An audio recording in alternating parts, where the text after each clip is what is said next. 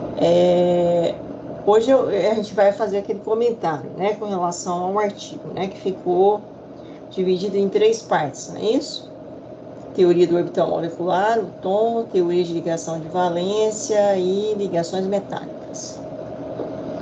Quem é o primeiro, que é o representante do primeiro grupo, teoria dos orbitais moleculares? É você, Vitor? Não, o meu é o TLV. É você, Eduarda? Acho que é o Alexandre Rosa, professora. Ah, tá. Alexandre. Alexandre, tudo bem, Alexandre? É você? Bom dia. Joia. Fala. O líder do outro grupo, não, não. Não, Não. essas horas se declara rapidamente, né? É claro, velho. É pra bomba não cair em cima da gente, velho. É, né? Mas quem é o pessoal então aí do Tom? Não chegou ainda?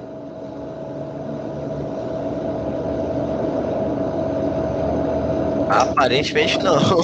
Não, ué, Aparentemente estão não. meio com receio, né? Eu sou do Tom, só não sou o líder. É, mas você que vai projetar, ou alguém vai projetar alguma coisa, Gilbert, Gilbert, né? Acho que é o líder que vai projetar. Tá. Porque eu preciso aqui antes, não sei porquê, todo mundo que era membro conseguia compartilhar a tela. Agora parece que eu tenho que habilitar a pessoa para ele compartilhar a tela como apresentador. Então, tem que Tudo. aguardar. Quem vai projetar alguma coisa, se vocês vão projetar, não sei, eu preciso habilitar isso. Então, eu preciso ir no nome da pessoa. Por isso que eu estou perguntando quem é do grupo, né, que vai ficar responsável se vai projetar alguma coisa. O grupo do Tom é o primeiro, professor? É o primeiro. O grupo do Que Tom pai. é que paia, né? É o primeiro que começa aqui depois do TLV. Normalmente, sim. É, se falar o tom primeiro, fica mais fácil depois discutir o TLV, tá? Não necessariamente é obrigatório, mas eu acho a sequência melhor. Inclusive, o artigo traz dessa forma também, né? Ele traz primeiro o tom, depois ele traz o TLV. Então, assim, teve um grupo que eu fiz invertido, falou o TLV primeiro, depois o tom. Mas aí ficou algumas lacunas que teve que esperar o pessoal do tom vir para poder fechar. Então, a sequência é melhor assim. Ok? Pessoal, chegou aí, 7-1. Tem alguém aí já do tom?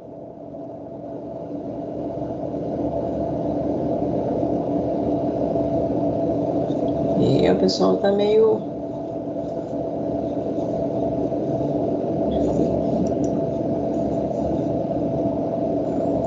Deixa eu ver quantos integrantes nós temos. 15, não tem ninguém, só tem você, Gilbert, do tom?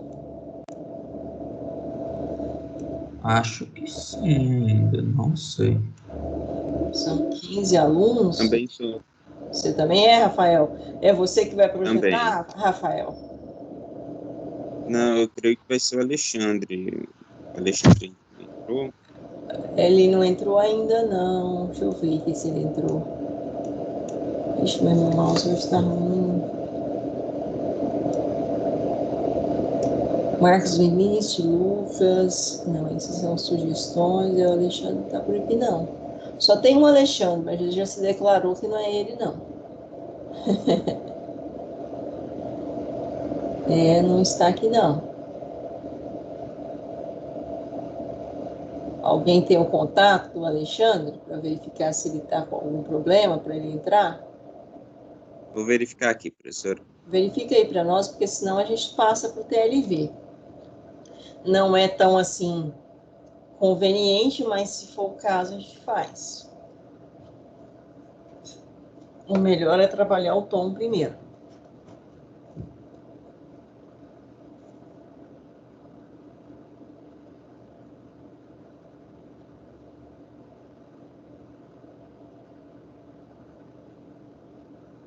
Os outros grupos estão aqui. O TLV é seu, Vitor? E quem que é o ligações metálicas? O TLV é meu. Aí ligações metálicas eu acho que é a Júlia que é líder. Eu anotei aqui no papelzinho, mas não peguei meu papel. Não é a Júlia, não. Qual que é o nome do cara? Esqueci o nome do cara. Não era uma. Eu acho que é um. É a Júlia Não, mesmo. Júlia, não. É a Júlia, né? É Porque eu acho que eu Júlia. escolhi uma representante feminina, né? No momento, não falei que tinha que ter, né? Por isso, não foi? Eu acho que sim. Foi assim, por livre, espontânea vontade.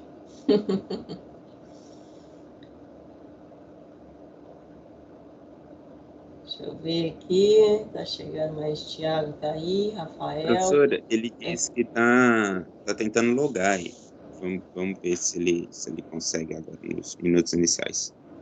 Tá ok, estamos aguardando. Então. Mas ele já entrou, não teve problema, né? Então, provavelmente, talvez seja a internet dele que tá com algum problema, né? Foi o que ele disse. Ah, tá. Bom, se ele tiver, a gente espera que são 7h04 até umas 7h07, 7, no máximo 7h10, porque senão a gente atrasa muito. É complicado esse negócio de apresentação, está relacionado com isso, que às vezes, né, o aluno tem problema com internet, é uma série de coisas. Mas também o professor também tem, né? São coisas que a gente vai ter que a gente vai aprendendo a lidar no nosso dia a dia, né? Com essas dificuldades aí com relação a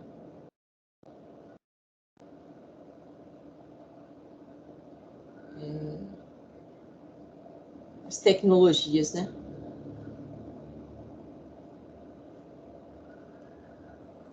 Quem tá mais aí do tom? É só o Rafael, o Gilbert, tem mais alguém? Que tem que ser, né? Eu. Tem eu também, Hudson. professor. Eu também tô aqui. E ninguém ficou com o material? Só o Alexandre? Ou quem vai começar a apresentação é o Alexandre, é isso? Pode, já tá É aqui. por conta dos slides. Alexandre Os Rosa. slides. Chegou, Alexandre? Alexandre Rosa. Bom dia, professora. Tudo bem? Bom Tava tendo uns dia. problemas de rede aqui. Isso é normal. A gente tem isso também. É fácil, não. A gente passa um certo estresse com isso aí, né? Mas a gente vai acostumando também. Hein, Alexandre? Deixa eu só vir aqui. Você vai projetar algum material? Tô com ele no jeito aqui já, professora. Se eu só, então, aqui no seu nome, tornar um apresentador. Isso. Eu já coloquei você como um apresentador. Agora, você vai no seu computador, não sei se você sabe, aí em cima, nesses ícones, depois do fone, né? Microfone, tem um quadradinho com uma setinha. Localizou ele? Na parte superior do Teams. E aí você. Atualizei aqui já, tô só escolhendo a tela para compartilhar aqui. Isso. E você abre e deixa a tela aberta no seu computador e a área de trabalho. Hoje parece que mudou, não sei se é tela ou área de trabalho, enfim. Você vai colocar, disponibilizar ela, então, compartilhar ela. Isso, já está aparecendo aqui. Eu preciso só que você, se você quiser colocar, não sei se você está com PowerPoint, você pode colocar no modo de apresentação, para ela tomar a tela toda. Certo, para vocês não estão tomando a tela toda, não? A minha não, tá? De vocês, pessoal? Aqui tá. Na minha tá, Aqui também tá, tranquilo. Aqui também tá tudo. Então é o meu. Então o meu é que está com problema, não tem problema não. Eu estou visualizando bem já. Alexandre, então quais são os integrantes do seu grupo? Eu precisava. Eles estão aí na primeira página? Na próxima página? Não no slide, professora. Não. Então só espera só um minutinho, vou tirar meu fone, vou pegar um papelzinho aqui, que conforme vocês forem apresentando, vocês falam o nome que eu anoto. Pode ser assim? Só um minuto aqui, deixa eu só pegar um caderninho aqui. Tá bem, tudo bem.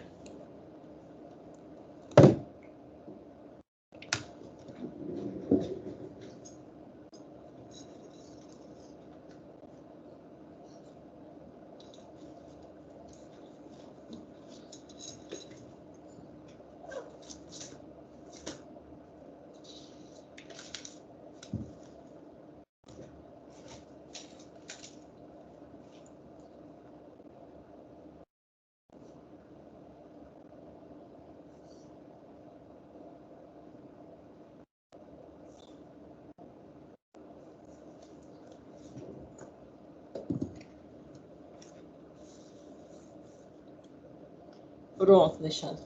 Eu vou fazer o seguinte, tá? Conforme, então, cada um integrante... São quantos integrantes desse grupo? No total são 8, professora. 8, né? Então, conforme vocês forem apresentar, vocês falam o nome completo para que eu possa anotar. Eu vou fazer o seguinte, pessoal, eu vou fechar o meu microfone, mas continuo com a câmera aberta. Qualquer coisa vocês me chamam, mas é só para não dar microfonia. Então, vamos começar, são 7h09, ok, Alexandre? Tranquilo? Podem começar? Ok, professora. Ok, então, só fechando aqui, então, meu microfone.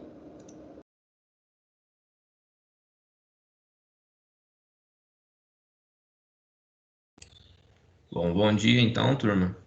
A gente vai fazer a apresentação, então, sobre a teoria dos orbitais moleculares, né, e com a professora Ana. No quesito das principais características, né, basicamente foram 4 pessoas que geraram essa teoria, o Mulliken, Rand, o Slater e o Leonard, entre 1930 até 1935. Em 1955 mesmo, essa já era uma teoria totalmente consolidada, que iniciou inclusive seu nome com teoria de Rand-Mulliken, em homenagem principalmente ao Friedrich e do Robert, que foram os principais idealizadores aí dessa teoria. Uma questão muito importante dessa própria teoria é que eles analisam a questão de probabilidade, envolvendo cálculos quânticos. Eles analisam probabilidade, por exemplo, de você localizar um determinado elétron, entendeu? Tem esses cálculos que a gente não vai entrar muito em detalhes aqui, porque são cálculos muito específicos da física, da mecânica quântica, né, que vai ser, que não é o objetivo do seminário. Nessa teoria, também é um tipo de ligação covalente. Então, ele Aqui fala aí estão sobre a alguns questão... resultados de uma pesquisa. Então, ele fala aí sobre a ligação dos átomos de uma molécula. Alguns temas também que ele aborda, que é o paramagnetismo, né, que através dessa teoria ele é explicado, e tem também a representação, né, dessas ligações através de diagramas, tá? Tem vários diagramas aí, a gente até separou alguns aqui gráficos para a gente poder fazer essa exibição.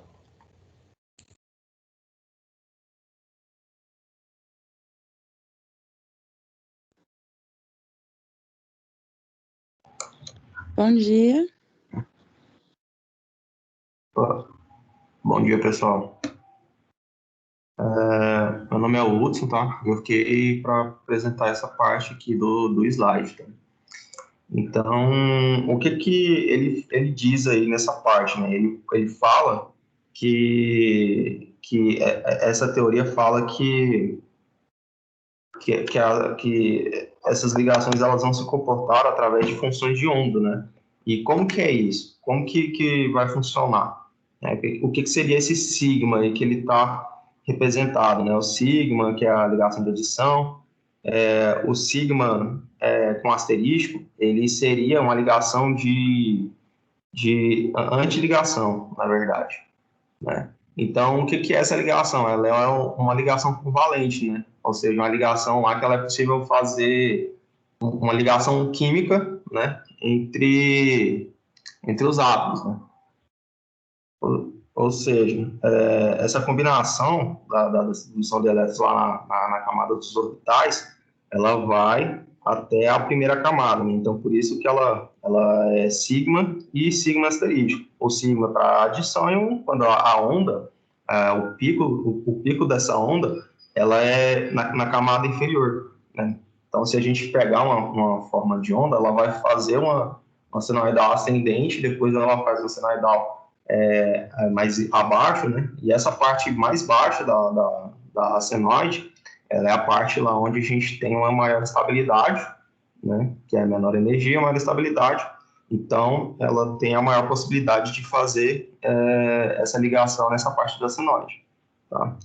E também a gente tem a ligação, né? Que ela é representada aí por π e por π asterístico. Qual que é a diferença, né? A diferença é que essa formação aí de caráter ligante e antiligante é que ela é possível ser feita por duas ou mais ligações químicas, né? Então, quando ocorre aí, por exemplo, uma ligação dupla ou tripla, né, entre dois átomos, ela é caracterizada aí por esse π e esse π asterístico, né? E ela segue o mesmo princípio aí do anterior, né, que é a questão da ligação adição, que vai ser representada por π, né? Se a gente for pegar a senoide lá, vai ser dessa mesma forma, enquanto é menor ali a curva da onda senoidal, é maior a probabilidade lá de acontecer essa ligação, né, química, e a antiligante, né, que é onde a gente vai ter a menor possibilidade dessa formação de ligação química, tá? Então, é mais ou menos isso que eu queria explicar sobre esse slide.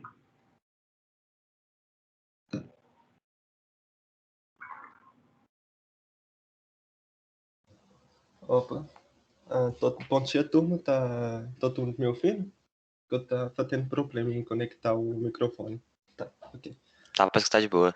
Ok. Bem, então vou falar um pouco sobre a formação desses orbitais moleculares. A primeira coisa que eu acho importante de falar é que esses sinais, que de mais e menos, ou de positivo e negativo, que tem nessa imagem, por exemplo, eles se referem ao sinal da função de onda, e não de cargas nucleares ou de cargas elétricas. Seguindo isso, os orbitais moleculares, eles meio que são formados a partir de sobreposição atômica. E demonstram que no momento que ocorre combinação, são originados dois orbitais moleculares, que são esses orbitais ligantes e orbitais antiligantes, que são representados por exemplo,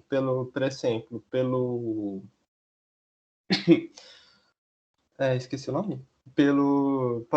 Que nem na imagem, pode ser representado pelo sigma e pelo sigma asterístico. O ON antiligante, ele é originado da função de onda de subtração e está desestabiliza a ligação em virtude de possuir uma maior energia e menor densidade de seu núcleo, ao contrário do ligante. A gente pode enxergar isso nesse orbital de sigma asterístico 2s, que ele possui um plano nodal entre os dois núcleos, consequentemente, ele é antiligante e tem maior energia que ele possui maior energia que o sigma 2s comum, que ele não possui esse plano nodal. Por isso, ele possui menor energia que o sigma asterístico. Em resumo, foi isso.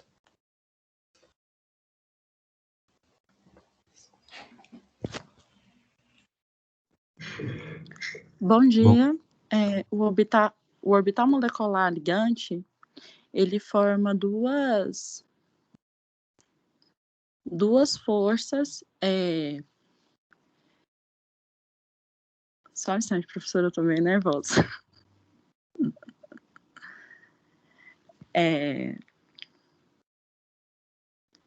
Ele forma a ligação construtiva. São duas forças positivas, são representadas por setinha, que vai na parte de cima, que tem o topo dessa elevação da onda, que tem uma maior probabilidade de ligação. E é isso, professora, não tem muito o que falar, é isso.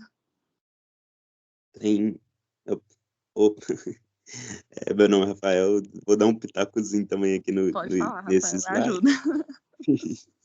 Não, porque igual como tá simbolizando aí, são dois positivos, né? E aí, no caso, são as ondas, a representação das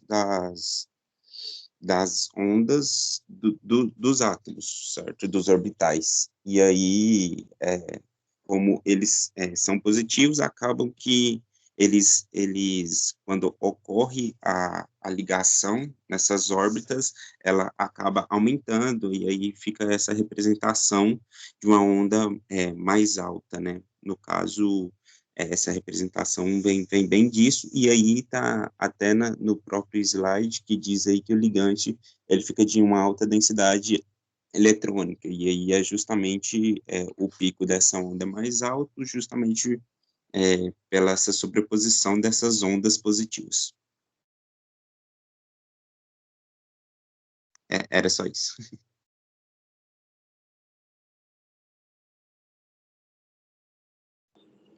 Bom dia, vocês estão me ouvindo? Sim. Sim. O orbital antiligante. O orbital antiligante, ele é um tipo de ligação química dada pela sobreposição de dois orbitais moleculares. Um orbital ligante torna-se orbital antiligante quando a densidade dos elétrons entre os dois núcleos é menor do que aquela que seria se os dois núcleos fossem separados. Os orbitais antiligantes eles são representados nos diagramas com asterístico. Eles derivam de uma sobreposição fora da fase de funções de onda, ou seja, ela de forma destrutiva, como mostra aí no gráfico. Eles são caracterizados por uma maior energia em relação aos orbitais ligantes. E, no caso, um exemplo, a molécula de hidrogênio, a molécula diatômica do hidrogênio, o H2, cada átomo contribui para a orbital com um só elétron. Portanto, apenas a orbital sigma é preenchida e a molécula é mais estável dos dois átomos separados que a compõem. Durante as reações químicas, o antiligante mais baixo em relação em energia de uma molécula, ele é chamado de LUMO. Assume um papel fundamental. Interage com o HOMO, que é o de outra espécie química, destruindo o ligante anterior e produzindo um novo.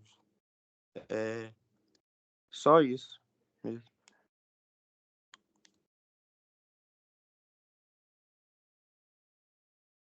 Interessante também, Rafael aqui de novo, que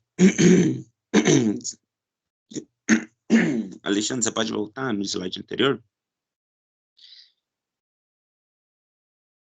É que observar que como tem o positivo e o negativo, acontece um evento que a onda ela fica nula, né? Bem no centro da ligação das órbitas, fica nulo. E eu achei isso interessante justamente porque um ser positivo, outro negativo, e aí a junção fica nula e dando essa característica do não ligante, né? Do orbital não ligante.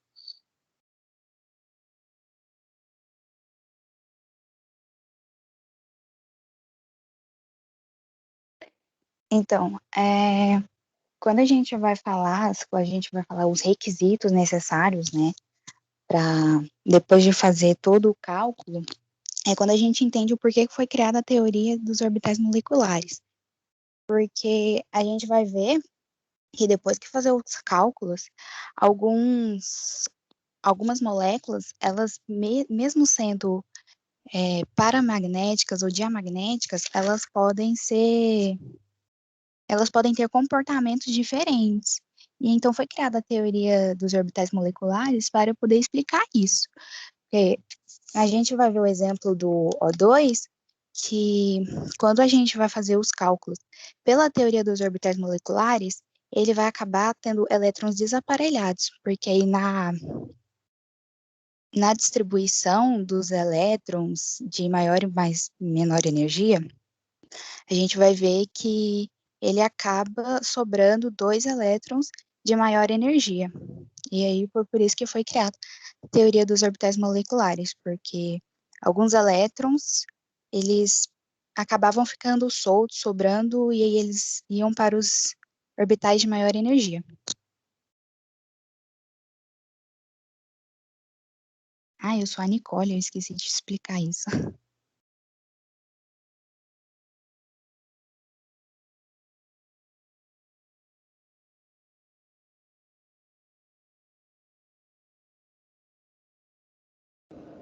Tem mais aluno, Alexandre?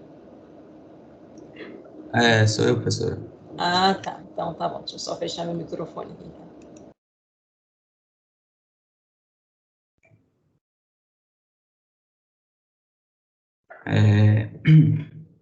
Basicamente, o paragnetismo é a atração das orbitais entre elas, ou por algum campo magnético ou algo semelhante. O diamagnetismo é o oposto, é a repulsão, ou sem a interação. Cabe ambos, eu imagino. Complementando aí o que o Alexandre está falando, né, que a questão do paragnetismo está influenciado justamente com as moléculas, né? Eu achei até interessante a gente comentando sobre esse assunto no grupo, e aí um exemplo que eles utilizam é do oxigênio, e que por conter, né, eles fazem um experimento e, e tem essa questão de ter os elétrons desemparelhados, né, no orbital. E quando eles utilizam disso para o experimento, eles colocam o oxigênio líquido exposto a um campo magnético, e ele, por ter esses elétrons que estão desemparelhados no orbital, ele acaba formando, né? Ele acaba sendo induzido pelo campo magnético do ímã e formando ali no ar mesmo um formato do campo magnético. E aí vem a ideia do paramagnetismo do oxigênio, né? E do O2. E aí a gente tem as moléculas diamagnéticas, como o Alexandre falou aí, que são justamente, faz a questão de dizer que não existem elétrons desemparelhados no orbital da molécula.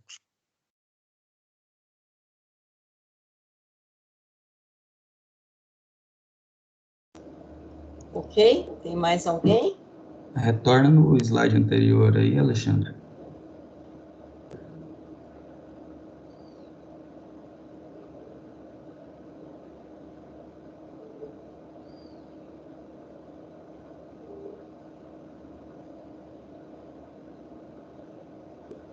No próximo, esse aí já foi explicado.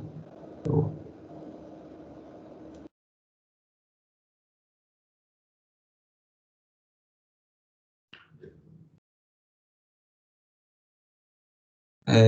o LUMO é a orbital molecular não ocupada, mais baixa, certo?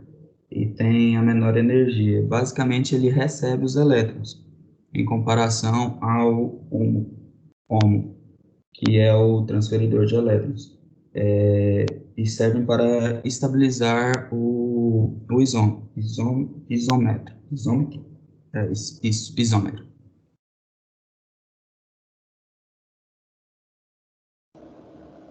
Ok. Professora, licença, eu queria só complementar que uma molécula com a menor energia, com mais baixa energia, ela é mais estável. Ela tem mais estabilidade. Então, quanto menor a energia da molécula, mais estável ela é. No caso da teoria... Do orbital molecular. Isso mesmo. Mais um complemento também que a gente até vai entender melhor e quando a galera do TLV fizer a apresentação deles, no sentido dos orbitais. Nos orbitais atômicos, eles se juntam gera um orbital molecular, né? Aí no TLV tem um funcionamento um pouco diferente, né? Essa é uma das principais diferenças aí entre, inclusive, o TOM e o TLV. Igual a gente vai ver com mais detalhe, vou deixar para o pessoal explicar essa outra parte aí. Né, Alexandre? Bom, pessoal, é o seguinte, então vamos passar. Oi, pode falar. Não tá falando que se ele quisesse continuar, ele podia. Pô, apresenta pra nós aí também. A gente tá fazer o seguinte, trabalha com valores. Eu vou tirar aqui a apresentação do Alexandre. Quem que é? Agora é o Vitor, né? É meu grupo. Quem vai apresentar vai ser a Eduarda, professora. Você pode dar autorização para ela. Tá, eu vou dar a autorização então para a Eduarda. Só fazendo uma observação aqui, a gente ainda vai voltar aqui no tom. Eu não sei se a gente consegue fazer isso hoje, né? Mas eu acho interessante a gente fazer o TLV na sequência. Aí sim, daí a gente faz as observações. Pode ser assim? Podemos fazer essa metodologia? Pode. Pode ser, né? Então, tá ok. Então, eu vou agora retirar aqui do... Tomar... aqui. Quem agora é a Eduarda, né? Deixa eu localizar. Eduarda Borges. Isso aí, professora. Deixa eu só colocar você aqui. E aí você me fala se tá ok aí. Deixa eu só ver aqui se foi, né? Tá aí, você já tornou a apresentadora. Tá aqui sim, professora. Ok? Agora você pode... nesse grupo do TLV, nós temos quantos integrantes? 8. 8 também, né? Já ia com a informação. Então, tá dando para ver a tela, professora? Ainda no projeto, no meu não, de vocês já, pessoal? Não. É lá em cima, você localizou lá em cima? Não, colocou aqui, tá mostrando aqui para mim que tá compartilhando. A área de trabalho? Você colocou a tela ou a área de trabalho? Eu coloquei o computador em si. Então, aí você tem que ir lá em cima, no íconezinho, e pedir compartilhar com a tela.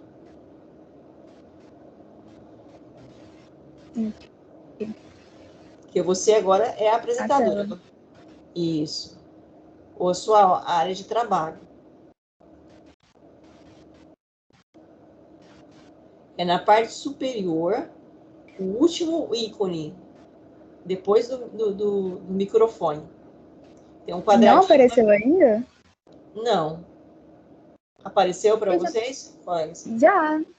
Tipo assim, para mim tá parecendo que eu já tô compartilhando. Espera um instante dessa internet. Pode ser. Pra mim não apareceu nada ainda não. Aqui também não. Aí, ó. Agora apareceu. Um preto mais. É a professora travada lá. Então é a minha internet que tá bem ruim. Eu acho que sim. Aí agora você tem que colocar abrir o seu slide primeiro, né, Eduarda, para depois e você...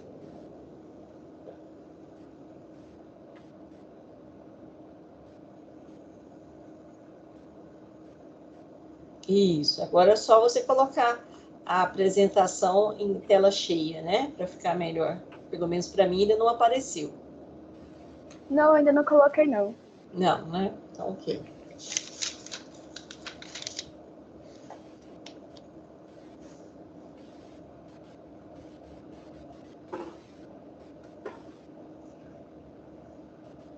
É bom que aqui vocês vão tornando apresentadores também, né? Vendo as dificuldades. Não é assim, Victor? Tá aparecendo a tela cheia já? Ainda não. Não, professor, a dificuldade foi com o tema. O grupo tava de boa, mano. Todo mundo organizado lá, suave. O problema seria se a gente tivesse que apresentar sábado. Se for apresentar sábado, ninguém ia apresentar. Vocês ficaram felizes com aquela... Nossa senhora, nem me fala. Orientação da instituição, né? Poderia ser um ponto facultativo, não foram? Foi. Alguém entrou em contato comigo, não me lembro mais, mas sei que estava assim, bem assim, taxativo, que era ponto facultativo. Porque, tipo, professora, o tema que a gente vai apresentar Ele, por exemplo, ele tava meio bagunçado naquele artigo que a gente tava estudando. Tava bem bagunçadinho, a gente teve que ir organizando cada tópico que a gente ia falar. A gente deu uma pesquisada, separou tudo certinho. Ele realmente, aqui no artigo, ele traz de uma forma bem sucinta, né? E realmente acaba tornando um pouco mais difícil de compreensão, né? Ele está sintético aqui, vamos dizer assim, enxugado mesmo, né? E isso faz com que a gente tenha, então, uma certa dificuldade, né? Ainda não apareceu, Eduarda, a tela cheia. Para vocês apareceram? Também não. Pois é, professora, eu coloquei aqui na tela cheia faz um tempão. Não tô entendendo por que não tá aparecendo. É a internet. É porque internet. consome muita internet pra... Provavelmente você não deve ter upload. Tira o compartilhamento e papel de novo, talvez travou. Aqui eu acho bom que vocês de parte normalmente o pessoal aqui do curso de Engenharia, Controle e Automação tem, assim, já profissionais da área de tecnologia da informação. Nós temos colegas aí na área de tecnologia da informação? Não, eu só sou um pouco animado no assunto. Não, a gente só é nerdola com isso aí só mesmo. nerdola com isso aí mesmo, concordo plenamente. Eu tinha turmas quando a gente trabalhava, que eu tenho, acho que deve ter mais, sei lá, desde quando surgiu o curso de controle de automação no Instituto, que eu dou aula de química lá para vocês. Já teve, acho que um semestre que eu saí de licença. E aí eu já tive turmas que tinham colegas, né, maioria dos semestres tem 2 colegas com formação já, né, com curso superior na área. E aí ajuda tanto, são expertos no assunto. Bom, então, Eduarda, conseguiu de novo projetar? Que agora sumiu. Ou é só para mim que sumiu? Eu acho que ela parou de compartilhar mesmo. Eu acho que ela vai passar para outra pessoa compartilhar. Ah, tá. Então aí eu vou ter que tornar a outra pessoa apresentador. Quem é o outro colega?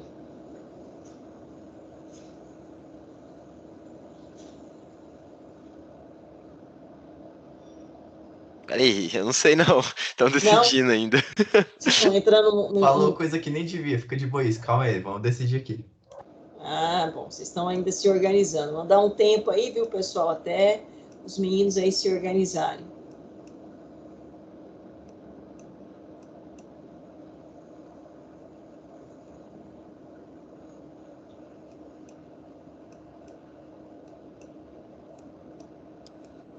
A internet dela caiu, professora. Ah, tá.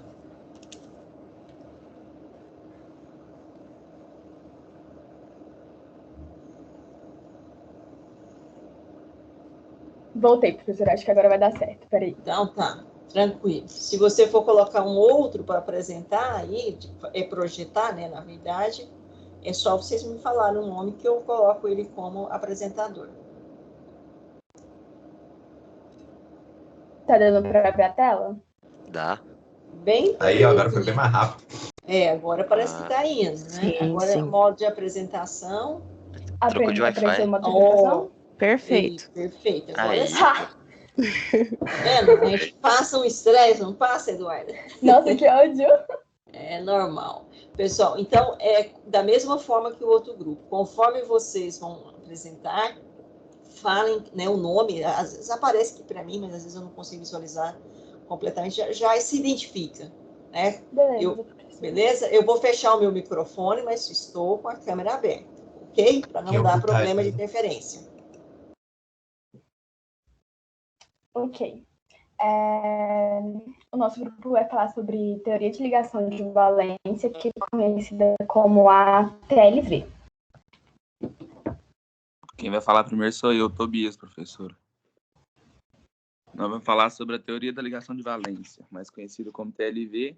Ela foi desenvolvida no final da década de 20, mais exatamente em 1927, a partir dos estudos de 2 grandes físicos alemães, Walter Heitler, nascido em Karlsruhe, não sei falar esse nome, foi responsável por grandes contribuições para o desenvolvimento da química, sob a óptica da mecânica quântica. Além de seu papel no desenvolvimento da TLV, Hitler também se destacou nas áreas da teoria quântica de campos da eletrodinâmica quântica, onde chegou a ser, por certo tempo, um dos líderes mundiais. E o outro foi Fritz London, por sua vez, uma das maiores figuras do século XX, no que diz respeito ao desenvolvimento da física e da química teóricas, apesar de ter iniciado seus estudos na área da filosofia. Até que, no ano de 1925, se mudou para Munique para estudar física com Sommerfeld. Mas, em Zurique, na Suíça, que junto a London, Hitler chegou a talvez o ponto mais alto de sua carreira, ao aplicar a nova mecânica quântica que havia começado a ser desenvolvida por Schrödinger e Heisenberg ao estudo das forças ativas e repulsivas da molécula de hidrogênio. A união da química à mecânica quântica, tema recorrente nos trabalhos de Hitler, tomou o tratamento deste problema através do estudo de ligação de valência, um grande marco na história da química. A teoria da ligação de valência descreve a formação de pares eletrônicos de valência compartilhados pelos orbitais atômicos, sem que os mesmos percam suas características. Essa teoria foi desenvolvida inicialmente com o intuito de se utilizar dos conceitos da recentemente desenvolvida mecânica quântica para explicar as ligações químicas. É isso.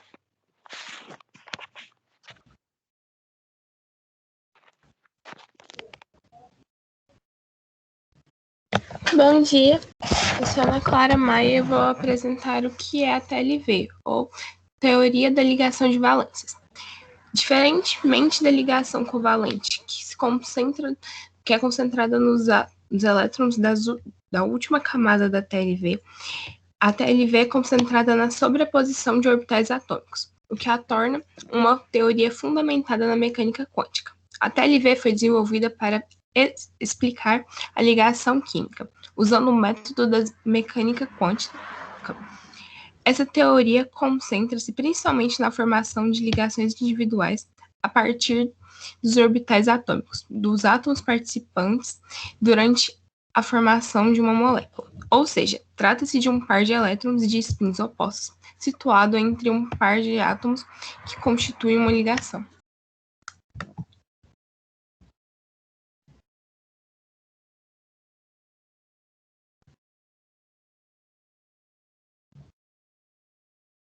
Esperar a imagem aparecer aí. Meu nome é professora e eu vou estar falando... perdão, meu nome é professora. Meu nome é Giovana e eu vou estar falando da formatação da ligação covalente. Então, professora, as ligações covalentes, que também são denominadas ligações moleculares ou homopolares, elas são aquelas que ocorrem entre átomos de elementos eletronegativos, ou seja, ela tem tendência a receber elétrons, estabelecendo uma ligação de compartilhamento de elétrons das suas camadas de valência. A ligação covalente, ela pode ocorrer entre os seguintes elementos, que é o hidrogênio, né, que mostra ele aí na primeira, os ametais e os semimetais. Aí nessa foto a gente está com hidrogênio e um ametal, que é o flúor. E detalhe, né, os metais, eles não participam desse tipo de ligação. Aí na imagem a gente pode observar que ambos os átomos precisam receber um elétron para completar a sua camada de valência. E aí, né, na imagem mostra o H com H, fica H2, que a sobreposição cria uma ligação sigma, que quando eles juntam, ficam bem juntinho, eles formam uma ligação sigma. E também a gente pode ressaltar que quando são ametais ou... Deixa eu ver, vou pegar outro nome aqui. Ou semimetais, eles sempre puxam a ligação entre si, eles ficam puxando uma ao outra, então a ligação entre eles vai ser sigma. Então, resumindo, espera aí que eu tirei a tela. Então, resumindo, os principais pontos da abordagem da ligação segundo a teoria da ligação de valência são: os orbitais sobrepõem-se para formar uma ligação entre dois átomos, dois elétrons de spins opostos podem ser acomodados nos orbitais sobrepostos, E devido à sobreposição dos orbitais, os elétrons de ligação têm maior probabilidade de serem encontrados dentro da região de espaço influenciado por ambos os núcleos. É isso. Opa, acho que é a minha parte agora, é característica. Ah, não. É hibridização dos orbitais atômicos. Pode ir, Azaf. Então, vou falar um pouco sobre a hibridização dos orbitais atômicos. Ela foi desenvolvida pelo químico Linus Pauling em 1931. Inicialmente foi para explicar a estrutura de moléculas simples, como, por exemplo, o metano, CH4, usando orbitais atômicos. Pauling apontou que cada átomo de carbono possui quatro ligações usando os orbitais p, e de modo que ele pudesse ser reduzido, em que um átomo de carbono formaria 3 ligações em ângulos retos usando os orbitais p ainda, e uma ligação mais fraca usando o orbital s, em alguma direção arbitrária. Quer ver? Foi mal, fiquei um pouquinho nervoso agora. Esse conceito de híbridos foi... como é que é? Foi criado para poder explicar como é que ficaria essas ligações com os orbitais sp3, sp2 e sp1. Pronto.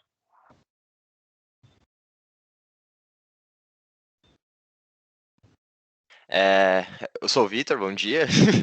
Eu vou dar início falando sobre as características dos orbitais híbridos, né? O Azaf já começou falando um pouco dos orbitais atômicos, que envolve essa parte dos orbitais híbridos, né?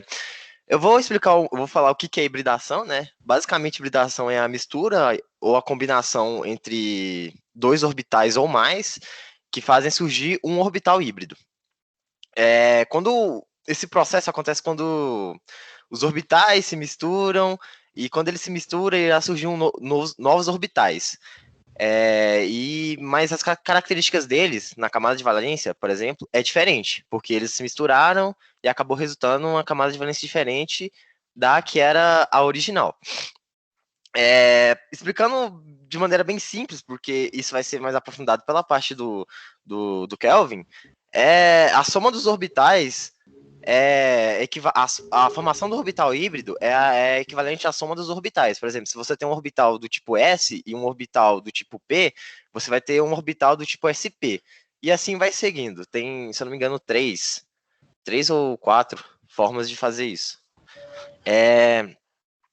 Isso não é nada mais do que tipo um reagrupamento dessas camadas de níveis de energia e nos formatos dos orbitais atômicos da última camada. Tem alguns elementos químicos que fazem hibridização, não são todos, né, claro, mas eu vou citar alguns aqui. Por exemplo, o carbono, que vamos explicar, tem um silício e um enxofre. Temos também o oxigênio e o nitrogênio que fazem hibridização, mas eles fazem sem ativação, ou seja, eles fazem de maneira passiva, porque eles não usam nenhuma energia e nem nada mais. Temos, a partir dessa soma dos orbitais, né, esqueci de falar, vai ter a angulação dos orbitais, né, que é uma coisa bem importante na hora de aplicar essa fórmula de fazer os orbitais híbridos. Isso também é uma parte que vai estar mais para frente, né, que senão eu vou roubar o conteúdo do amiguinho, mas eu não vou explicar isso não. Aí, pode passar, Eduardo. Vai ter um exemplo aí, ó, da soma dos orbitais. Um orbital... não tem? Qual que você tá falando? Não, é porque tinha no resumo Não, mas esquece. Tem na parte do Kelvin. Basicamente é isso, as características dos orbitais híbridos. Bom dia, meu nome é Alexandre. Professor, eu vou explicar aqui um pouco sobre ligações múltiplas. Vou explicar bem por cima, porque senão entra no conteúdo do amiguinho, aí não vai dar muito bom, não. As ligações múltiplas, pode ser 3, ela pode ser simples, dupla ou tripla. A simples é formada por apenas uma ligação sigma. E, como o próprio nome já diz, ela é assímples, ou seja, só existe uma.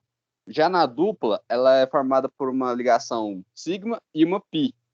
E na tripla, é uma ligação pi, uma sigma e uma pi. nunca você vai encontrar duas ligações sigmas em nenhuma das três. Só no caso da tripla, que seria 2π. E mais para frente, o que vai explicar como isso funciona dentro do próprio carbono, que é falar da hibridização do carbono. E é mais sobre isso mesmo.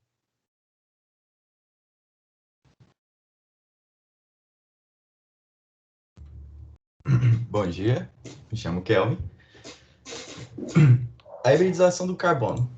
Basicamente, para acontecer uma hibridização, ela acontece a partir da união de orbitais atômicos incompletos, podendo aumentar, assim, o número de ligações que esse átomo pode obter. Um orbital incompleto, ele é classificado quando ele apresenta apenas um elétron. Cada orbital pode abrigar até 2 elétrons. Eles são representados na forma A, da primeira imagem, a forma A na sua forma completa e na sua forma B, sendo incompleto, onde ele vai receber um elétron de outro átomo, representado com uma setinha para baixo. Bem, como ocorre a hibridização do carbono? A hibridização do carbono, ela ocorre de forma que o carbono ele possa fazer até 4 ligações químicas. Isso acontece, pois quando fazemos a distribuição eletrônica do átomo de carbono, vemos que o subnível 1s ele está completo com seus dois elétrons. O subnível 2s está completo com os seus 2 elétrons. E o subnível P está incompleto com apenas 2 elétrons, podendo suportar até 6 elétrons. Na distribuição eletrônica do carbono, na representação do seu orbital do subnível P, ele fica representado da forma da terceira figura, a primeira da direita superior, com as 2 setinhas para cima, e o último sendo um orbital nulo, então um orbital degenerado. Porém, após o átomo de carbono receber uma energia externa, de um meio externo, os elétrons do subnível 2s, eles se excitam até eles serem promovidos a uma camada de energia superior, onde o elétron do subnível 2s, ele transfere para o terceiro orbital do subnível 2p, fazendo com que ele fique na forma da quarta imagem.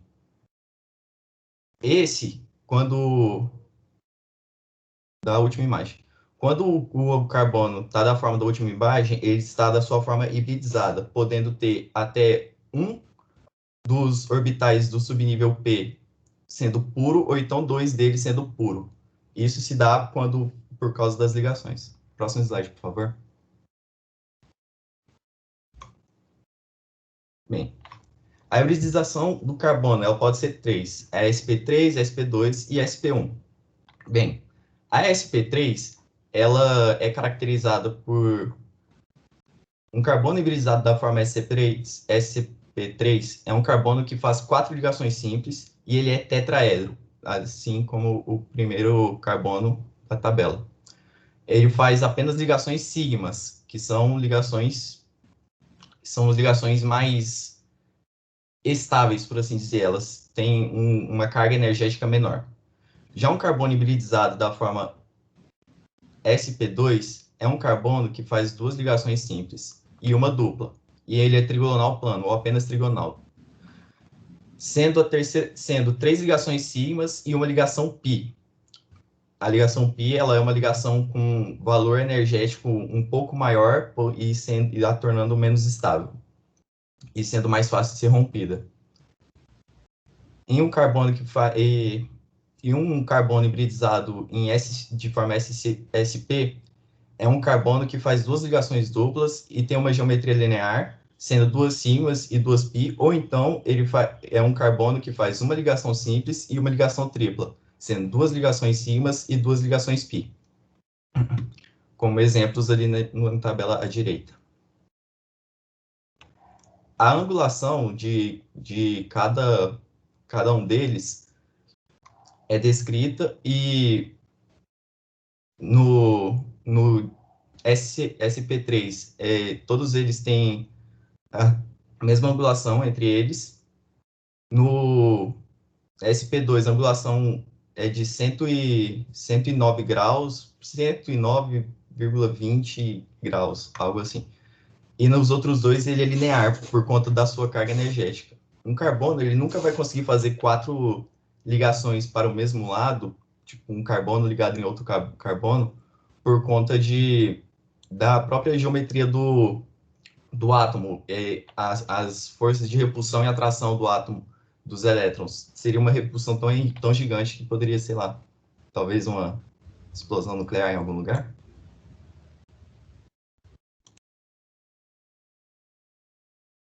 Posso passar? Sim. Eu vou falar sobre a geometria dos átomos. Eu sou Eduarda. Peraí, só um pouquinho, professora. Para a gente entender o conceito básico, primeiro, da geometria molecular, a gente pode olhar uma analogia mais, como se diz, macroscópica. A gente se diz, se a gente colocar um monte de bolinha numa caixa, elas vão se alinhando até formar o tamanho dessa caixa. E se a gente colocar um monte de fósforo junto com essa caixa e essas bolinhas, eles vão formar uma bagunça lá dentro, e é mais ou menos isso que acontece na geometria dos átomos. Aí, uma coisa que a gente tem que ter bem em mente quando a gente fala sobre geometria dos átomos são os elétrons e as zonas de repulsão. Quando 2 ou mais átomos se unem para formar uma molécula, as eletrosferas entram em contato e o formato dos seus orbitais vai influenciar muito o formato da ligação que eles vão fazer. Só que, no caso da geometria do átomo do carbono, o formato não é o único fator que influencia, já que, ao contrário das esferas e dos fósforos que seriam na caixa, as eletrosferas elas são compostas por elétrons, que são partículas que são eletricamente carregadas. Como os elétrons têm carga negativa, eles vão se repelir entre si. E, assim, por causa dessa repulsão, é que vai formando a geometria, que é chamada por causa das chamadas zonas de repulsão. A zona de repulsão ela se cria em torno de uma ligação molecular, ou seja, nas vizinhanças dos elétrons compartilhados pelos átomos que formam a molécula. O efeito da zona de repulsão ele tende a formar 3 disposições geométricas básicas em uma molécula apolar, que é a linear, a triangular plana e a tetraédrica, que é o que eu vou explicar agora.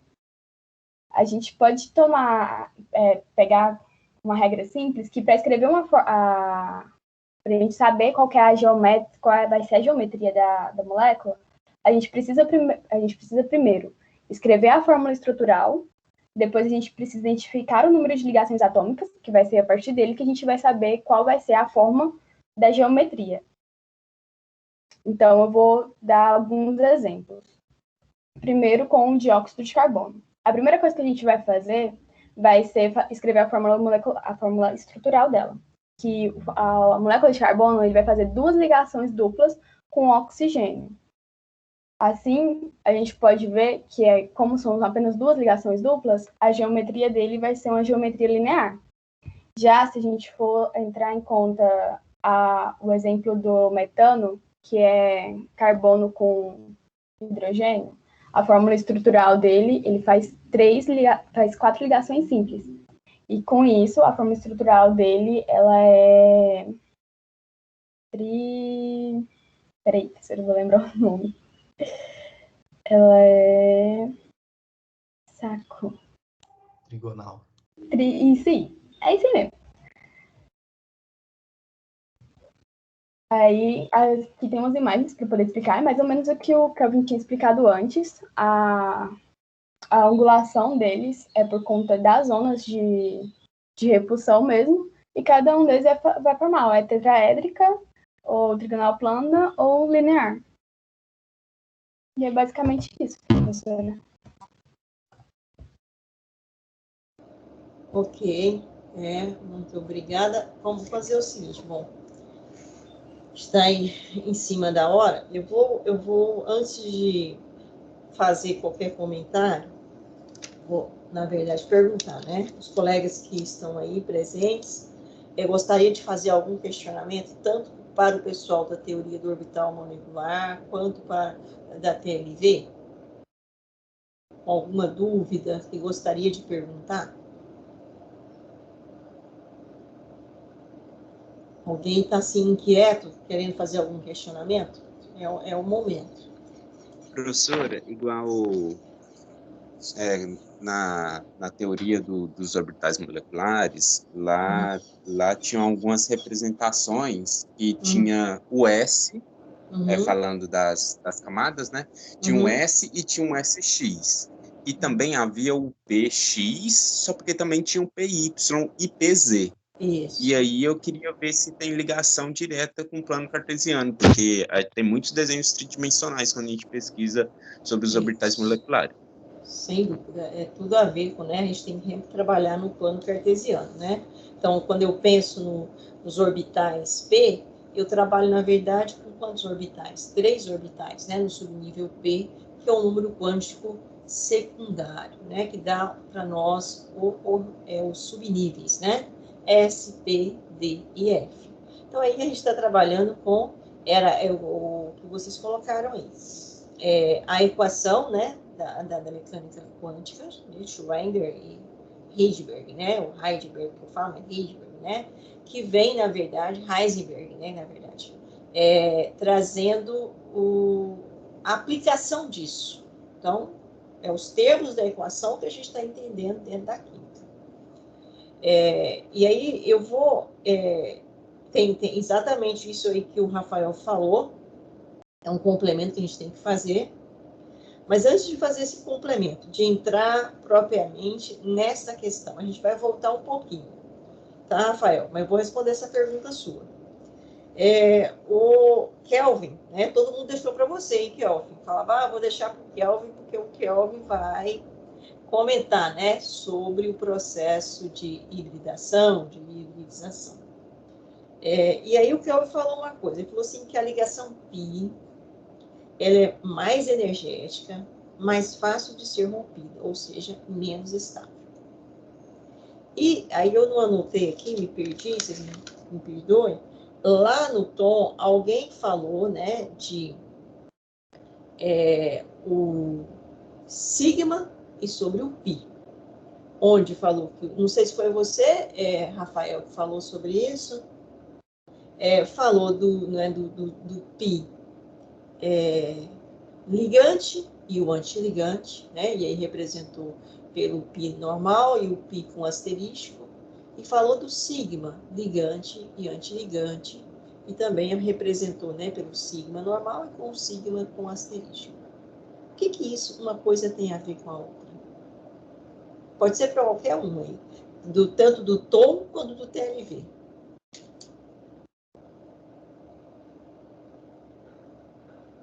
Vocês entenderam? Não entendi a pergunta. Não entendeu não, Vitor? Voltando então. O Rafael não, Kelvin. Kelvin que é do seu grupo. Cadê você, Kelvin? Fui eu que falei. Foi, Kelvin? Você falou isso, que a ligação pi, ela é mais energética. Sim. E mais fácil de ser rompida, ou seja, menos estável. Está correta, essa observação sua está correta. Agora queremos entender exatamente o que o Rafael perguntou agora para mim.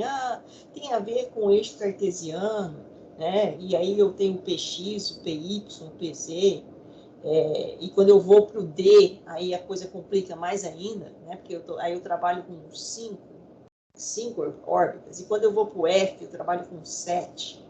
E a coisa fica mais difícil ainda. Então, a gente vai trabalhar só com P por enquanto, né? Bem, quando eu vi, na minha pesquisa, eu vi isso do eixo, mas eu vi o professor estava fazendo sendo um eixo de energia. Então, ele começava com um estado base, que é como você distribui os elétrons. Aí, após ele receber uma energia externa, ele fica excitado num estado ativo.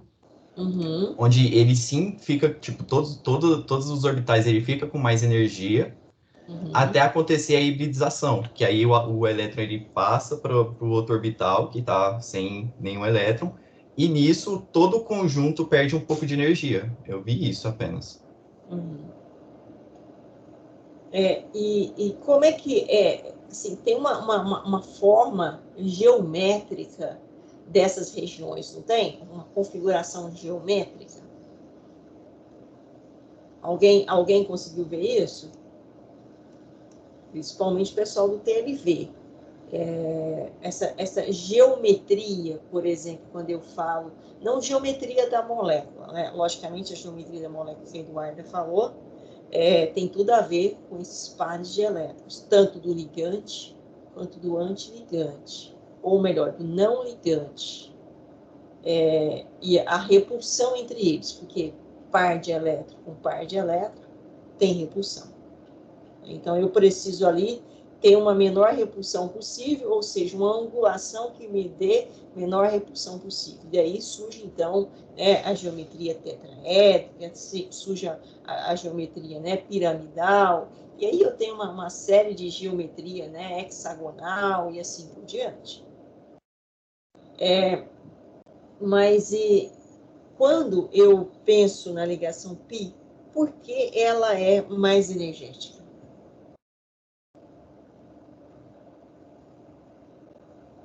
Qual é o motivo dela ser mais energética?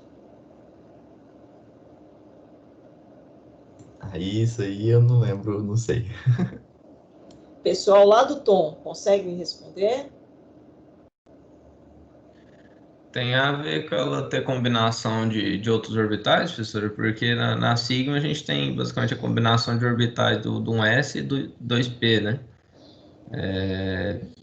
No X. Agora na π tem combinação de orbital do 2p e do 2pz, porque já é mais camada, né? Tem a ver com isso? E aí, pensando na geometria, o que eu tenho na questão dos eixos? Se eu tiver a combinação eixo com eixo, eu tenho o quê? Você fala por conta da repulsão e atração, professora? Eu falo do tipo de ligação, porque quando vocês falaram, eu tenho a ligação, tanto lá no Tom, né, falou que eu tenho a ligação sigma e eu tenho a ligação π. E ainda eu tenho a ligação sigma ligante e antiligante, que tem tudo a ver com a questão da função de onda, né?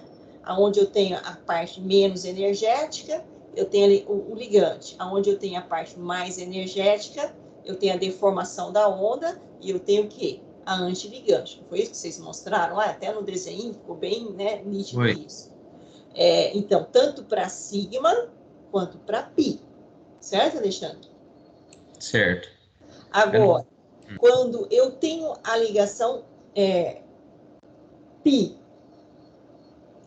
tem a ver, então, com o eixo X com o eixo X. A sobreposição, a senhora fala? A sobreposição. Então, o eixo X com o eixo X. Agora, se eu tenho o eixo Y com o eixo Y, eles vão ter uma aproximação, mas eles vão ter uma sobreposição do eixo Y com o eixo Y. Eu consigo fazer isso? Sobrepor um eixo Y com outro eixo Y? Eu acho que não, né? Eu acho que eles vão ficar paralelos. Eles vão ficar paralelos. Por que eu não consigo sobrepor um eixo Y ao outro eixo Y? Porque eles vão se repelir muito e não vai conseguir ficar assim. Porque eu tenho a repulsão entre elétron com elétron, né? Na condição, então, lembra quando eu mostrei, tem uma distância mínima, né? Para que eu tenha essa ligação. Lembra quando a gente começou a falar de ligações químicas lá? Sim. Eu acho que eu lembrei disso que eu vi, é que também as ligações π, elas acontecem meio que em paralelo ao eixo X, o que também por isso que... ou ela acontece no eixo Y, por causa, vamos imaginar o átomo, assim, dois átomos, e eles estão no eixo X exatamente centralizados um ao outro. Colocando como se fosse o elétron um pouco para cima, assim, para baixo, para ele se ligar, meio que ele teria que fazer uma forma oval entre os dois, paralelo ao eixo X, certo? Então, eu não consigo aproximar eles. Eu vou pegar eu vou pegar um pouquinho aqui a apresentação agora. Só um minutinho. Eu sei que já estou extrapolando, mas só para fechar isso.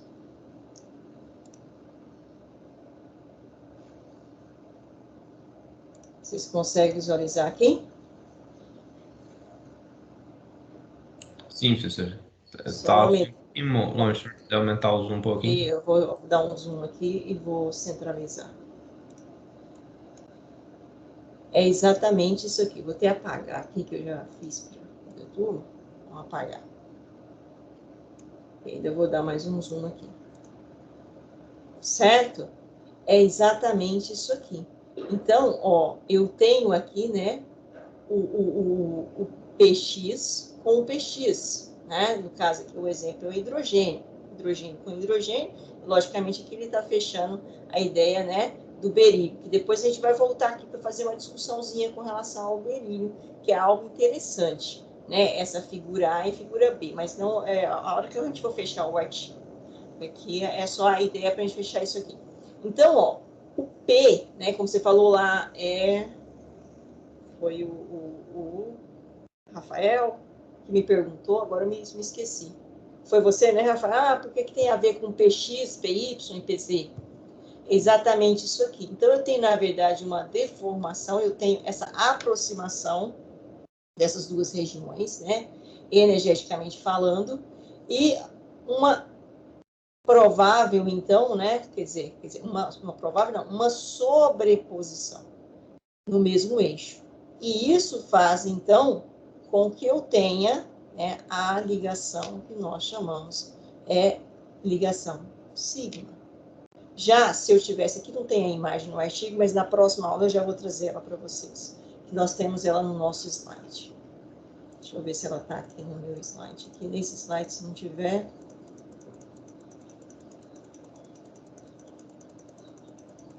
a gente traz do outro. Só para vocês começarem a pensar um pouco, né, com relação a isso, a próxima aula.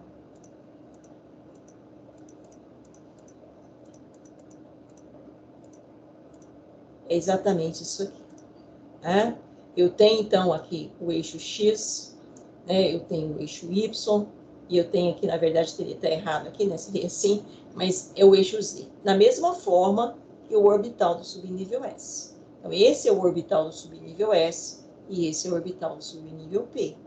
Agora, quando eu penso, né, por exemplo, no que vocês deram aí, a ligação sigma, hidrogênio com hidrogênio, é exatamente isso aqui, ó, que vocês mostraram, e, logicamente, eu estou formando dois orbitais moleculares, não é isso, pessoal do tom? Eu vou partir de dois orbitais atômicos, e eu tenho a sobreposição, e a formação esse orbital aqui, o que seria esse orbital aqui? É o orbital molecular o quê? Orbital sigma. Sigma, o ligante. O outro também é sigma, só que ele vai ser o sigma o quê? Asterisco que eu não coloquei aqui, que é o antiligante. Né? Mas então, essa região aqui, ó, né, o ligante, é aquilo que vocês... Alguém falou muito bem, eu não me lembro mais... não sei se foi o Hudson, que ele falou, eu tenho aqui, quem é o do Tom? Querem projetar aí um pouquinho? Porque a imagem de vocês estava perfeita. Quem é o Alexandre? Isso, eu vou tirar a minha apresentação, eu vou tirar aqui. Tirei. Agora, se você puder colocar a sua aí. Eu vou só... fechar nesse ponto aqui do Alexandre, e aí eu vou deixar para vocês pensarem. A próxima, exatamente aqui. Essa imagem, essa aqui, formação dos orbitais moleculares. Então, esse era o sigma ligante, e esse era o sigma o quê? Antiligante. E o que você falou aqui? Quem foi? Foi o Alexandre?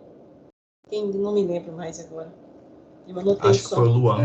Fui eu. O que você falou da diferença dessa imagem aqui, Juan, para esta aqui?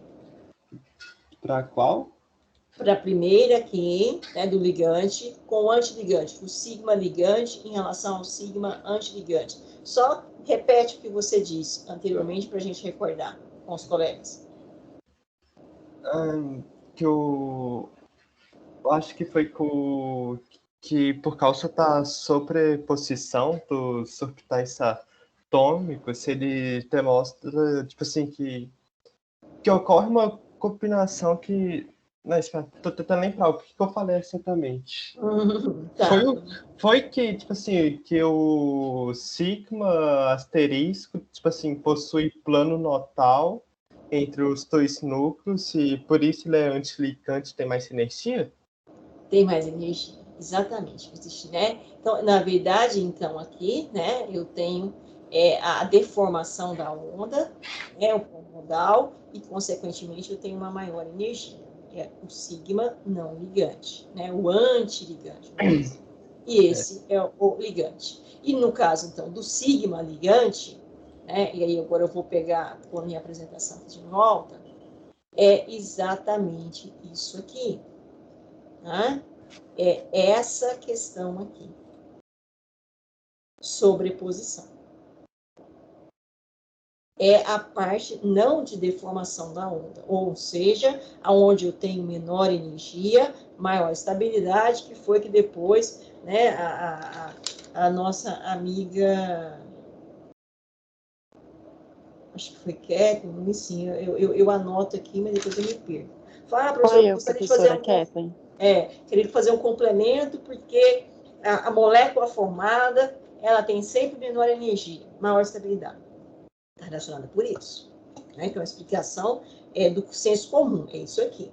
Agora, quando eu penso, né, por exemplo, numa ligação HCl, né, do cloreto de hidrogênio, ela também é uma ligação sigma, porque ela acontece também no eixo, com sobreposição. Formação, então, do sigma ligante e formação do sigma antiligante, da mesma forma. Né? E, logicamente, ela é SP. Por que ela é SP, professora? Porque é o orbital do subnível S com o orbital do subnível P. Por isso, ela é uma ligação SP. Né? E aqui, logicamente, eu estou mostrando aquele sigma, né, que o Juan falou, que é onde eu tenho menor energia, e não aonde eu tenho um plano nodal, ou seja, deformação da onda, que é o antiligante. Da mesma forma aqui, eu tenho o mesmo raciocínio, só que, logicamente, esse sigma nosso já é diferente. Qual que é esse sigma nosso? Ele é PP, também, mas acontecendo aonde? No mesmo eixo. Aí vai a explicação agora, né, do nosso amigo Kelvin. Por que uma molécula, por exemplo, né, de N2, que tem uma tripla ligação, lá no ensino médio, vocês estudaram que ela tem o quê? Uma ligação sigma, não era assim? Mais ou menos assim? E duas pi, né? Essa aqui é uma ligação sigma e as demais é pi. Qual que é a diferença da ligação sigma para a ligação pi? Exatamente. Além dela estar alinhada com um núcleo atômico? Eu não tenho. Ser mais estável? Exatamente, eu tenho esse, né, na verdade, no mesmo eixo. E aqui eu não tenho condições, se eu estou aqui trabalhando, aqui, deixa eu voltar um pouquinho, né? Aqui, se eu traçar um eixo aqui, ó, aqui eu tenho um eixo que é paralelo a esse eixo, e aqui, ó, eu tenho um outro eixo que é o quê? Paralelo a esse. Então, eu tenho aqui, né, uma distância que isso pode acontecer. Eu tenho aqui que uma distância isso pode acontecer. Por isso, eu tenho uma função de onda? Tenho também. Só que, nesse caso, eu não tenho essa condição aqui, ó. Essa condição. Eu não tenho. Por isso, Kelvin, você disse que a ligação π é mais energética, ou seja, eu tenho maior fluxo de elétrons e ela é mais fácil de ser rompida. Por isso, quando vocês estudaram lá em Química Orgânica, né, o professor, quando dava mecanismo de reações, ele vinha aqui e quebrava a ligação π, não era? Quebrava a ligação π, quebrava a ligação π. A última que ele ia quebrar era a ligação sigma. Tá claro isso, pessoal? Sim, sim. Respondi a sua pergunta, Rafael. Respondeu, ficou mais claro agora. Né, com relação ao sistema cartesiano. Então,